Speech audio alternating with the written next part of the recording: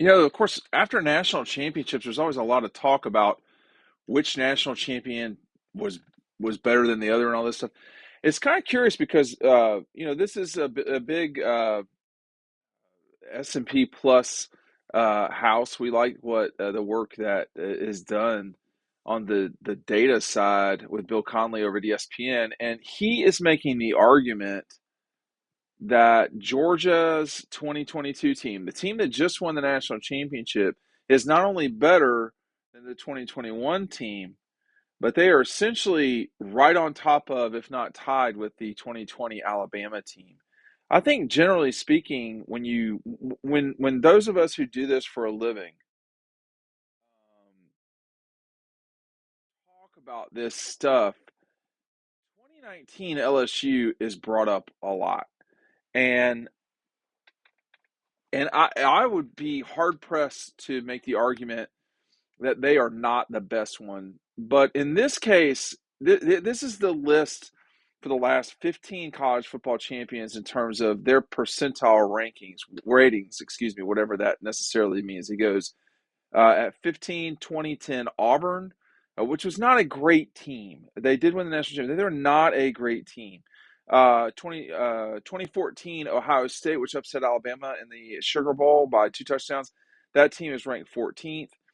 Number 13, 2016 Clemson was ranked 13th. That seems a little low to me, but okay.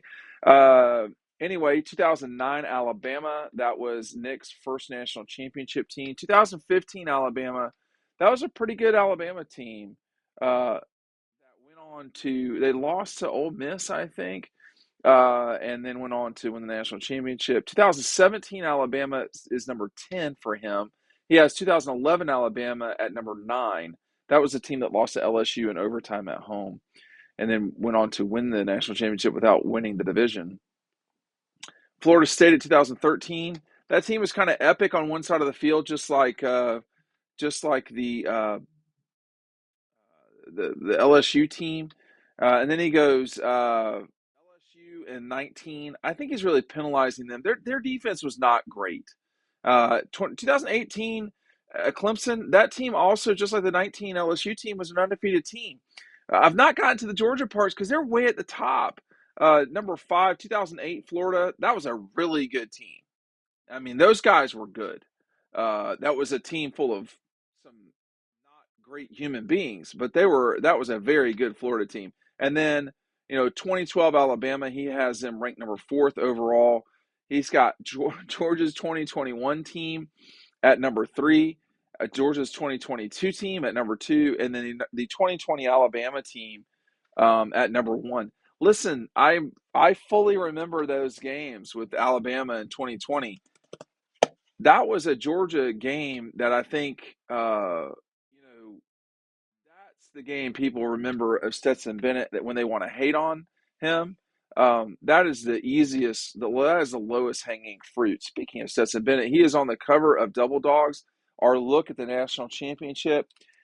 I did not anticipate this many people would order this fast, but we still do. We order now and you get confetti.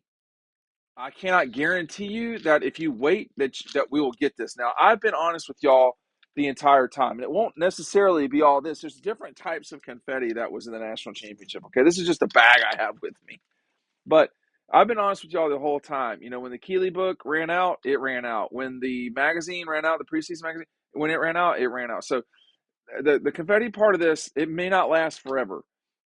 Sales have been quicker. It's on a faster pace than last year. So order now. The YouTube audience, the Facebook audience, everybody's been watching, has been great. But pick it up today if you want the confetti. The book's still going to be selling for a while, okay? But it's the confetti, the part that I'm going to go as long as I can with it. I'm just saying a lot of people are ordering the book. I'm not sure I agree with a couple of the things that Bill Connelly's got in here. Now, let me focus on the Georgia teams. And again, I reserve the right to change my mind a little bit. The further we've gone on in 22, more likely I have been to believe that Georgia's 22 team would beat the 21 team. Here's a couple of reasons why. Now I'm saying I don't know the answer. The 22 team didn't never lost. They literally never lost a game. Um, unlike, excuse me, the 21 game team. The 21 team had three close games: Clemson, Alabama, and Alabama. Right? Those are the games. The 22 team had two close games. That was it. Which was, I'm not going to include the Kentucky game. I was at the Kentucky game. The Kentucky game was not close, y'all. So I would say the two close games were the Missouri game and the Ohio State game. Every other game, Georgia won by double digits. Now, someone can correct me if I'm wrong, but I don't think I am. And when the offense for this team was just so nasty. They were so nasty. Everybody brings up the Kent State game. Georgia won that game by 17. I mean, like, if we all did so poorly and won by 17 in life, I mean, they won by 46, 33, 41, 17, 4, 32, 55, 22. And then, of course, the tight Tennessee game, 14-point win. The win over Mississippi State was a 24 or 26-point win. The win over Kentucky, 10 points. The win over Georgia Tech, what is that, 23? The win over LSU, 20. The win over Ohio State, 1. And then the win over TCU was 58 points. They won the national championship by 58 points. I mean, that's quite a record to put together. Listen, Nick's teams have been outstanding at Alabama. I'm not sure. No one has ever won a bowl game by 55 points. So we know the answer to that part. A year ago, they beat Clemson by 7 in a game that they should have won 20-3, but they won by 7. They beat UAB by 49. They beat Carolina 40-13. They beat Vanderbilt by 62. They beat Arkansas by 37. They beat Auburn by 24. They beat Kentucky by 17. They beat the Gators by 20. What is that? 28, 27. They beat the brakes off Missouri 43-6. 41-17 over Tennessee, 56-7 over Charleston Southern in a game they didn't play great in, frankly. They absolutely bludgeoned Georgia Tech 45-0. And then they lose to Alabama by 17, okay, a significant loss. And then they absolutely dominate Michigan. And then they beat Alabama in a fourth quarter comeback to win that game by 15, if I'm not mistaken. So,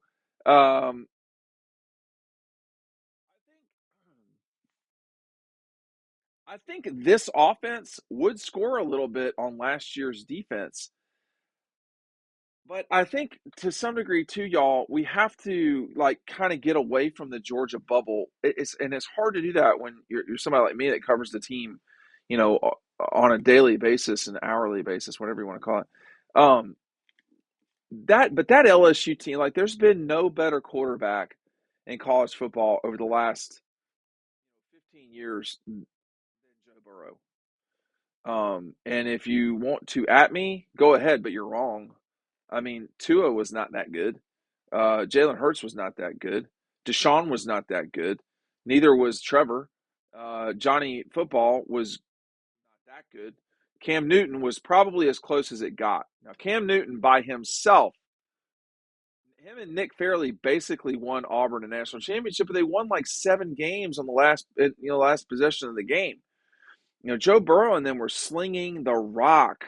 They blew Clemson out. Now, not the way that Georgia blew out TCU, but TCU and Clemson, these are not the same thing, right? Not in my mind. But then again, I don't think Trevor was ever a finalist, a runner-up, excuse me, for the Heisman. I could be wrong about that. I don't recall that, but Max Duggan was. Um,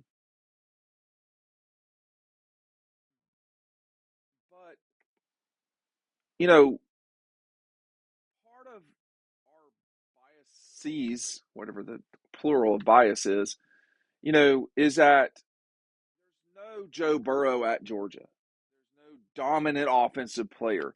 This is a little bit more like the 2020 Alabama team that would just there were a lot of really good players on offense.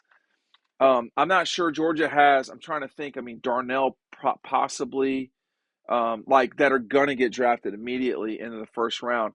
You know, I don't. I'd have to look at the list, but there's not a first round quarterback on this team. There's not.